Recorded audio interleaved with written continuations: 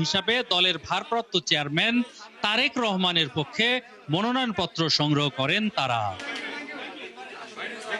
মনোনয়ন তোলার পর জেলা বগুড়া ৭ আসনে বিএনপি চেয়ারপারসন বেগম খালেদা জিয়া ও বগুড়া ৬ আসনে ভারপ্রাপ্ত চেয়ারম্যান তারেক রহমানের পক্ষে মনোনয়ন ফর্ম সংগ্রহ করেছেন বিএনপির শীর্ষ নেতারা। রোববার দুপুরে জেলা প্রশাসক কার্যালয় থেকে তারেক রহমানের পক্ষে মনোনয়ন সংগ্রহ করা হয়। আর বেলা ২:৩০টায় জেলা নির্বাচন অফিস থেকে মনোনয়ন ফর্ম সংগ্রহ করা হয় খালেদা জিয়ার পক্ষে। আবু সাইদের প্রতিবেদন।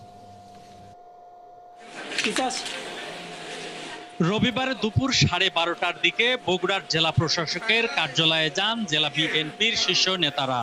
পরে জেলা প্রশাসক ও রিটার্নিং কর্মকর্তা তৌফিকুর রহমানের কাছ থেকে বগুড়া ৬ আসনের প্রার্থী হিসাবে দলের ভারপ্রাপ্ত চেয়ারম্যান তারেক রহমানের পক্ষে মনোনয়নপত্র সংগ্রহ করেন তারা।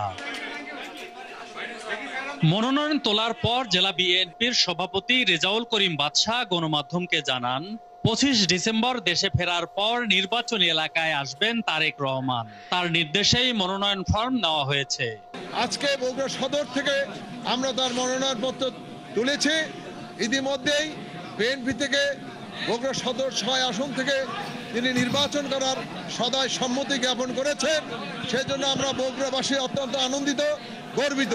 পরে দুপুর ২:৩০টার পর আগামী নির্বাচনে বগুড়া ৭ আসনের প্রার্থী হিসাবে বিএনপির চেয়ারপারসন বেগম খালেদা জিয়ার জন্য মনোনয়ন তোলা হয়। তার পক্ষে জেলা নির্বাচন কর্মকর্তা ফজলুল করিমের কাছ থেকে মনোনয়ন ফর্ম সংগ্রহ করেন বিএনপির চেয়ারপারসনের উপদেষ্টা হেলালুজ্জামান তালুকদার লালু।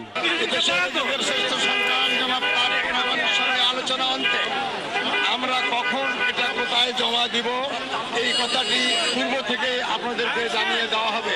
মনোনয়ন ফর্ম নিতে নির্বাচন অফিসে যান দলের নেতাকর্মীরা। এ সময় তারা জানান, দীর্ঘ আন্দোলন সংগ্রামের পর দেশ গণতান্ত্রিক নির্বাচনের দিকে এগিয়ে যাচ্ছে।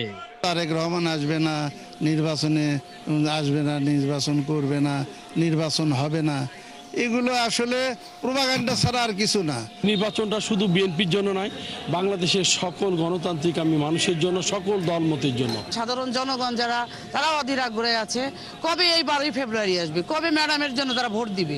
বিএনপির নেতাকর্মীরা আরো জানান, দেশের নির্বাচনী ট্রেন এগিয়ে চলছে। এখন জনগণের ভোটাধিকার ফিরিয়ে দিতে প্রস্তুত বিএনপি। S M Abu Saeed, ৭১, Bogura.